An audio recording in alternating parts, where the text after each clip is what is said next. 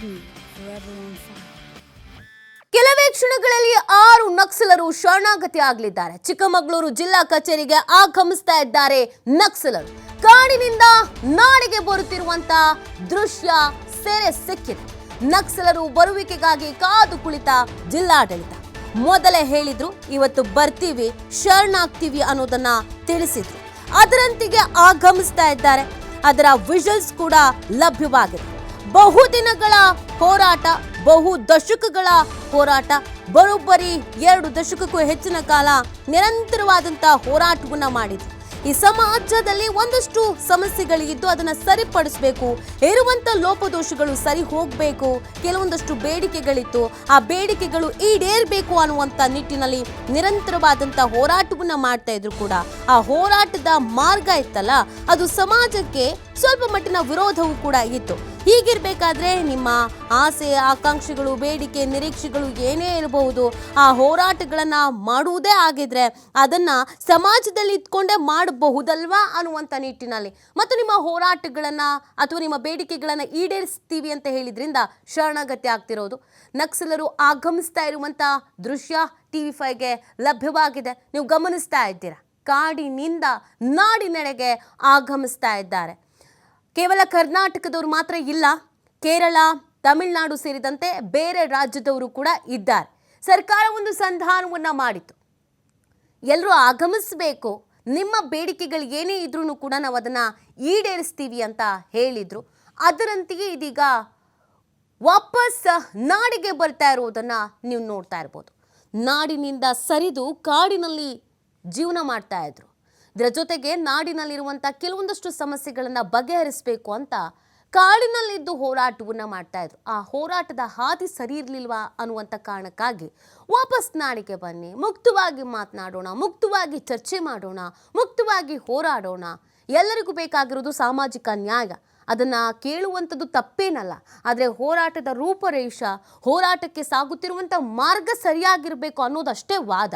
ಹಾಗಾಗಿ ಭಾಳಷ್ಟು ಬಾರಿ ಸಂಧಾನ ಮಾಡೋದು ಈ ಥರದ್ದೆಲ್ಲ ಕೆಲಸ ಕಾರ್ಯಗಳು ಆಗಿದ್ರೂ ಕೂಡ ಯಶಸ್ವಿ ಆಗಿರಲಿಲ್ಲ. ಫೈನಲಿ ಇದೀಗ 6 ಜನ ನಕ್ಸಲರು ಶರಣಾಗತಿ ಆಗ್ತಾ ಇದ್ದಾರೆ. ಕಾಡಿನಿಂದ ನಾಡಿನೆಡೆಗೆ ಬರ್ತಾ ಇರುವಂಥ ದೃಶ್ಯಗಳನ್ನು ನೀವು ನೋಡ್ತಾ ಇದ್ದೀರಾ. ಮಲೆನಾಡು ಭಾಗಗಳಲ್ಲಿ ನಕ್ಸಲರು ಆಕ್ಟಿವ್ ಆಗಿದ್ರು. ಅಲ್ಲಿ ಕಾಣಿಸ್ಕೊಂಡ್ರು, ಇಲ್ಲಿ ಕಾಣಿಸ್ಕೊಂಡ್ರು, ಕೂಂಬಿಂಗ್ ಕಾರ್ಯಾಚರಣೆ ಮಾಡಲಾಯಿತು, ಮನೆ ಹತ್ರ ಬಂದಿದ್ರು, ಈ ಥರದ್ದೆಲ್ಲ ಇತ್ತು. ಇದೆಲ್ಲದರ ಬೆನ್ನಲ್ಲೇ ಇತ್ತೀಚೆಗೆ ಒಂದು ಎನ್ಕೌಂಟರ್ ಕೂಡ ಆಯಿತು.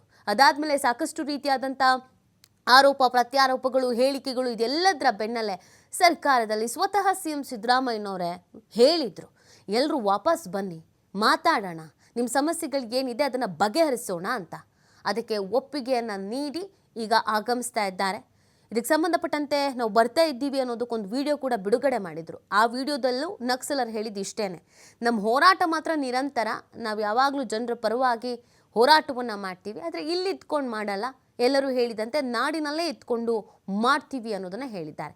ಎಷ್ಟೋ ಮಂದಿ ವಿದ್ಯಾವಂತರಿದ್ದಾರೆ, ಮನೆಯನ್ನು ತೊರೆದು ಅದೆಷ್ಟೋ ವರ್ಷಗಳಾಗಿದೆ, ನಿರಂತರವಾದ ಹೋರಾಟವನ್ನು ಮಾಡಬೇಕು ಅಂತ ಮನೆ ಮಂದಿಯನ್ನೆಲ್ಲ ಬಿಟ್ಟು ಹೋಗಿದ್ರು.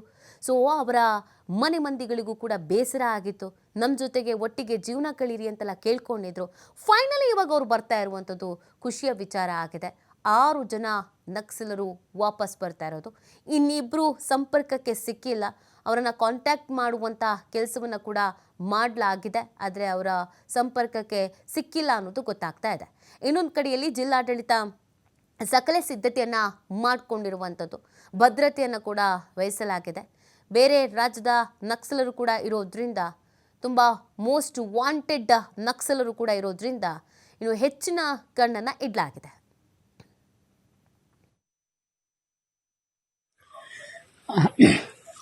ಕರ್ನಾಟಕ ಜನತೆಗೆ ನಾನು ಮುಖ್ಯವಾಗಿ ಹೇಳಿ ಬಯಸ್ತಿರೋದು, ನಾನು ಮಾರಪ್ಪ ಅರೋಲಿ, ರಾಯಚೂರು ಜಿಲ್ಲೆ ಮಾನ್ವಿ ತಾಲೂಕು ಅರೋಲಿ ಗ್ರಾಮ.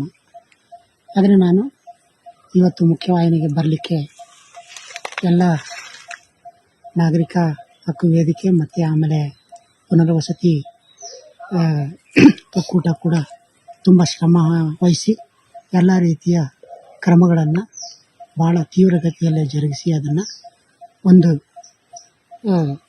ಹಂತಕ್ಕೆ ತಂದು ಇವತ್ತು ಪುನರ್ವಸತಿ ಪ್ಯಾಕೇಜನ್ನು ಮತ್ತು ನಾವು ಇಟ್ಟಿರೋ ಡಿಮ್ಯಾಂಡ್ಗಳನ್ನು ಕೂಡ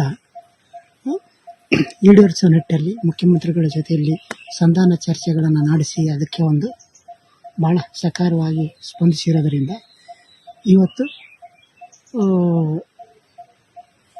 ಆ ಒಂದು ನನ್ನ ಹುಟ್ಟೂರಾದ ಅರೋಲಿ ಗ್ರಾಮದಲ್ಲಿರೋ ಕಿರಿಯ ಪ್ರಾಥಮಿಕ ಶಾಲೆಗೆ ಪುನರ್ವಸತಿ ಪ್ಯಾಕೇಜಿನ ಹಣದ ಅರ್ಧ ಭಾಗವನ್ನು ನಾನು ಇಂದು ಅಂದರೆ ಕೊಡೋ ಟೈಮ್ಗೆ ಇಂದು ನಾನು ವರ್ಗಾಯಿಸಬೇಕಂತೇಳಿ ನಾನು ಕೇಳ್ಕೊಳ್ತೀನಿ. ಕರ್ನಾಟಕ ಜನತೆಗೆ ನಾನು